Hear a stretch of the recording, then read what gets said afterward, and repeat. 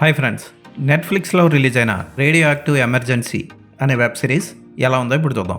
ఈ web series కేవలం English, హిందీలో మాత్రమే లభిస్తుంది, తెలుగులో లేదు. బ్రెజిల్లో నిజంగా జరిగిన ఓ విపత్తు ఆధారంగా ఈ వెబ్ సిరీస్ని తీశారు. ఇది మినీ వెబ్ సిరీస్, అంటే 5 ఎపిసోడ్లు ఉంటాయి, ఒక్కొక్కటి 50 నిమిషాలు పైగా ఉంటాయి.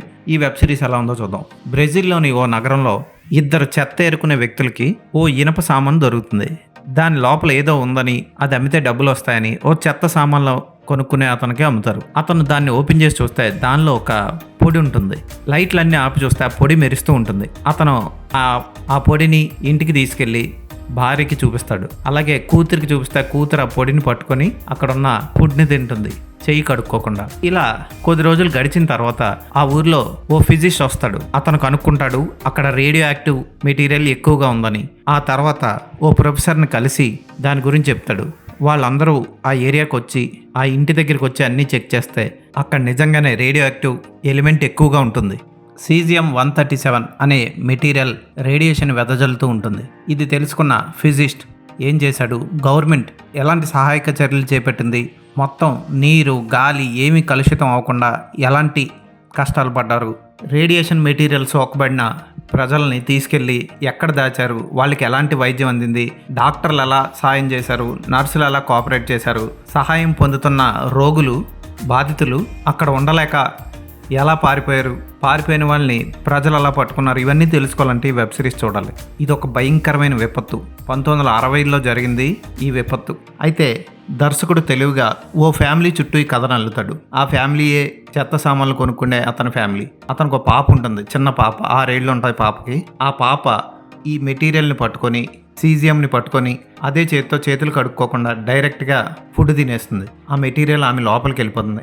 ఈ పాప చుట్టూ అల్లుకున్న ఎమోషన్స్ సన్నివేశాలు ఆకట్టుకుంటాయి. అలాగే రేడియేషన్ మెటీరియల్ కొంచెం కూడా అంటుకొని ఆ ఫ్యామిలీలోని లేడీ డబ్బులు లేక, సొంత ఇల్లు ఉన్న ఆ ఇంటికి వెళ్ళే పరిస్థితి లేక బస్సుల్లో తిరుగుతూ అక్కడ ఇక్కడ తిరుగుతూ గడిపే సన్నివేశాలు ఆకట్టుకుంటాయి. క్లైమాక్స్లో చనిపోయిన వాళ్ళ శవాలని పాతిపెట్టే సన్నివేశాలు బాధ కలిగిస్తాయి. ఇది నిజంగా జరిగిన సంఘటనల ఆధారంగా తీశారు. సో హార్ట్ టచింగ్గా ఉంటాయి కొన్ని సన్నివేశాలు. క్లైమాక్స్లో నటీనటులు అందరూ బాగా చేశారు. ముఖ్యంగా ఫ్యామిలీ అంతా అద్భుతంగా చేశారు. విఎఫ్ఎక్స్ బాగుంటాయి, కలర్ కరెక్షన్ ఆకట్టుకుంటుంది, హిందీ డబ్బింగ్ బాగుంది, ఎక్కడా కూడా బోర్ కొట్టదు, ఇంట్రెస్టింగ్గా సాగుతుంది.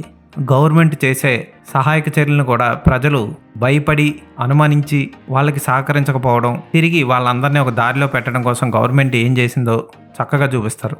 చిన్న పాపగా నటించిన అమ్మాయి చాలా బాగా చేసింది. అలాగే ఆమె తండ్రి, తల్లి పాత్రలు కూడా ఆకట్టుకుంటాయి. అన్న పాత్ర కూడా బాగుంటుంది. ఇంకా మిగిలిన నటీనటులు కూడా బాగా చేశారు. ఈ వెబ్ సిరీస్ గుండె ధైర్యం ఉన్న వాళ్ళే చూడాలి. కొన్ని దారుణమైన సంఘటనలు చూపిస్తారు క్లైమాక్స్లో. చెర్నోబిల్, భోపాల్ గ్యాస్ ప్రమాదాలు ఎంత ఘోరంగా ఉంటాయో, వాటి పరిస్థితులు ఎంత దారుణంగా ఉంటాయో ఇది కూడా అలాగే ఉంటుంది. ఈ సంవత్సరం మార్చిలో రిలీజ్ అయిన ఈ వెబ్ సిరీస్ నేను ఈ మధ్య చూశాను. ఈ వెబ్ సిరీస్ని దాచి టైం ఇప్పుడు కుదరడంతో చూసా. మీరు కూడా చూడండి, చాలా బాగా తీశారు. ఎక్కడ అసభ్యకర సన్నివేశాలు ఉండవు, ఫ్యామిలీతో కలిసి చూడొచ్చు. ఇలాంటి పరిస్థితులు వచ్చినప్పుడు మనం ఎలా తప్పించుకోవాలి, ఎలా ప్రవర్తించాలి, ఎలా సాయం చేయాలన్నది కూడా ఈ వెబ్ సిరీస్ చూసి తెలుసుకోవచ్చు. ఈ వెబ్ సిరీస్కి నేను ఇచ్చే రేటింగ్ 4/5.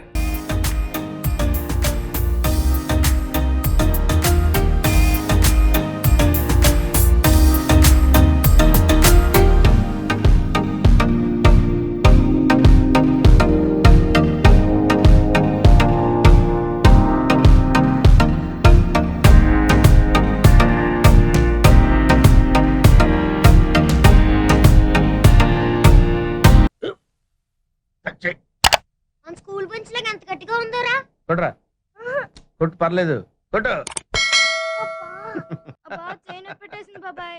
ఆ, నీకు ఏంటి నువ్వు కొడతావా? కమా బిట్ మీ యార్. వద్దు బాబాయ్. వాడిని నేను కొట్టడం లేదమ్మా, వాడినే నన్ను కొట్టమంటున్నాను. ఆ. నువ్వేం కంగారు పడక్కర్లేదు. అడుగుతావేంటి?